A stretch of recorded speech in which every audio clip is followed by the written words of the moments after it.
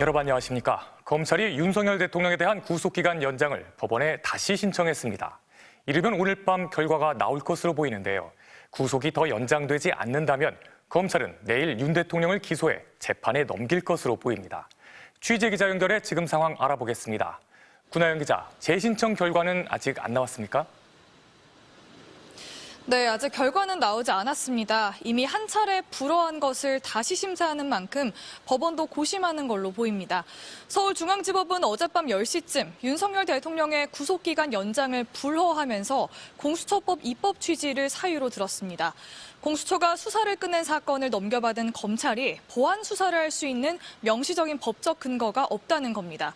공수처법은 사건을 넘겨받은 검찰이 신속하게 기소 여부를 결정해야 한다고 돼 있습니다. 따라서 검찰이 구속기간을 연장하면서까지 피의자에 대해 적극적으로 강제 수사를 할 수 있는 법적 근거와 상당성이 부족하다는 게 법원 설명입니다. 법원 결정에 검찰은 당혹스러워하며 긴급회의를 소집했는데요. 불허 결정이 나온 지 약 4시간 만에 구속기간 연장을 다시 신청했습니다. 검찰은 대법원에서 유죄가 확정된 조희연 전 교육감 사건 등을 예시로 들며 검찰이 공수처로부터 사건을 넘겨받은 뒤 보완 수사를 진행할 수 있다고 했습니다. 네, 법원이 오늘은 어떻게 결정을 내릴지 궁금한데요. 오늘 검찰 분위기 어떻습니까? 네, 검찰 특별수사본부 인원들은 설 연휴 첫날인 오늘도 거의 다 출근을 했는데요.